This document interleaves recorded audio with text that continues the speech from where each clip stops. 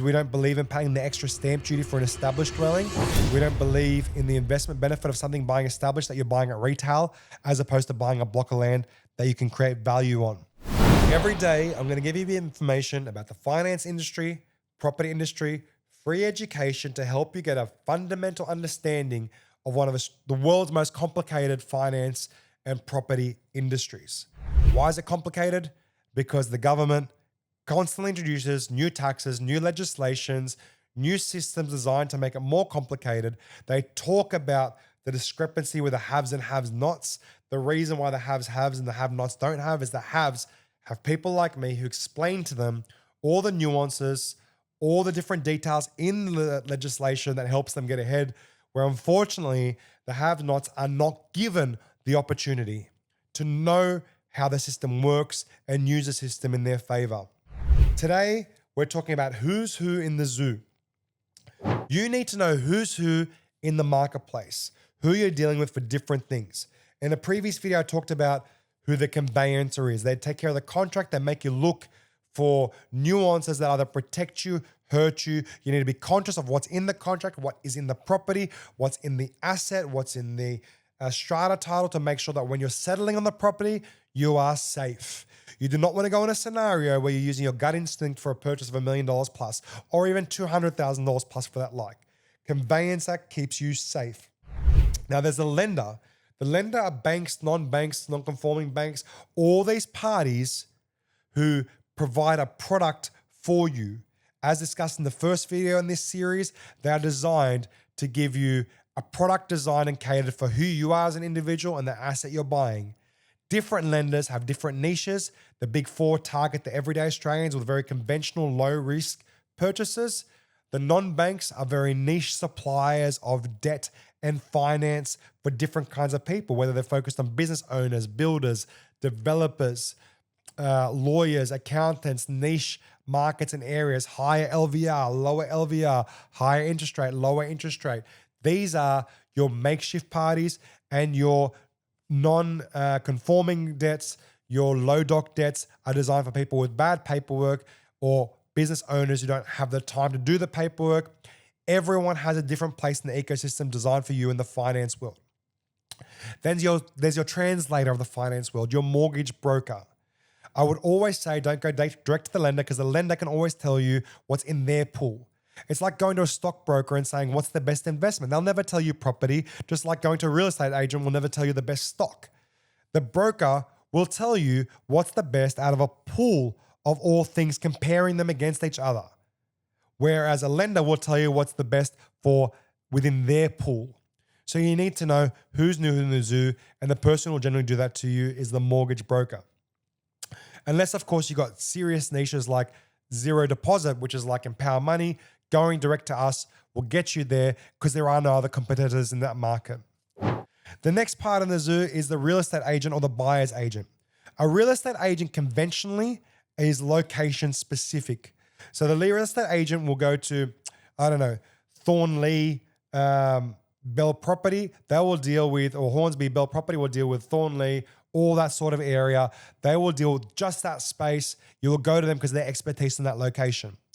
A buyer's agent will go outside of that location. What are you trying to achieve? How do I help you go there? And they will find everything for you. There are two different kinds of buyer's agents. There's buyer's agents who you pay a fee to, and they will go to realestate.com. They will talk to their agents, and they will try to source stuff for you and negotiate on your behalf. Very rare in Australia's marketplace. They're not as convenient because information is so readily available.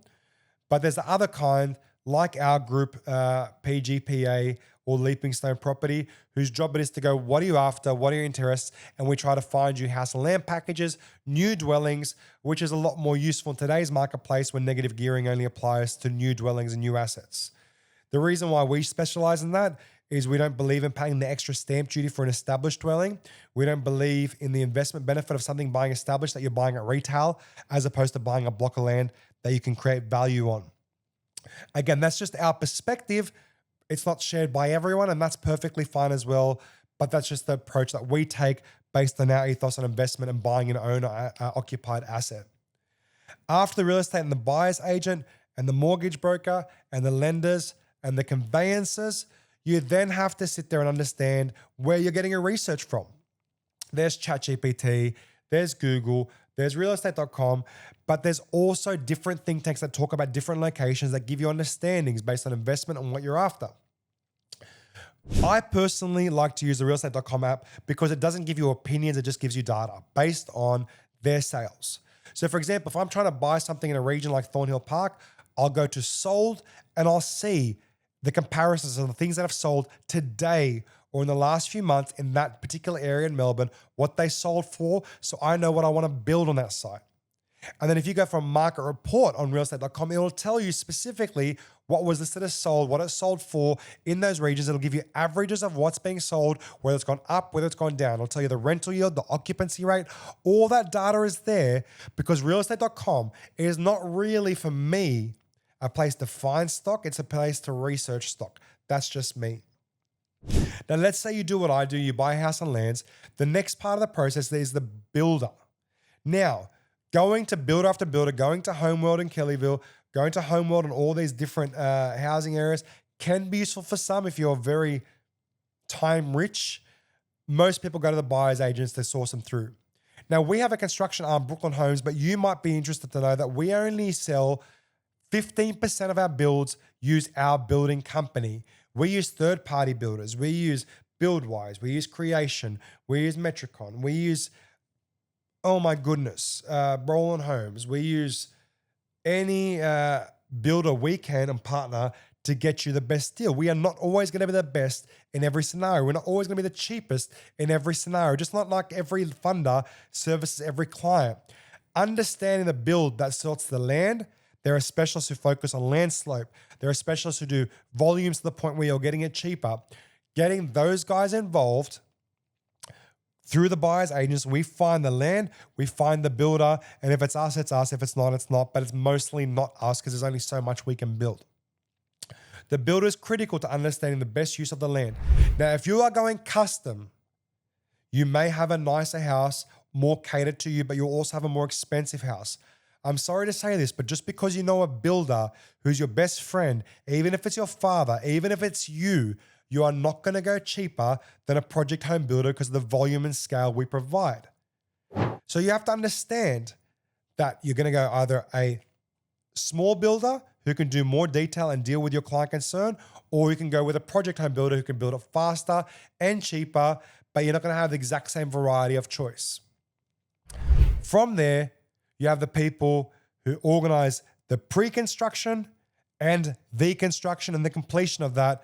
And in that, you then have your insurers, because when the house is built, the builder's insurance is now void when it's handed over. You have an occupational certificate, and then the insurer builds your site. That's who's who in the zoo. That's who you need to talk to at different levels. Your buyer's agency sorts that out. We have all that. Your broker sorts that. We have all that. Your conveyancer sorts that out. We have contacts to that. But more importantly, just understanding who is critical for you. I hope you got some knowledge from that. Tomorrow, more information coming. I look forward to sharing it with you. Guys, we are getting thousands upon thousands upon thousands of views a day. Please like, subscribe. If you're loving the content, press the notification button. Jump on board. More free advice just for you.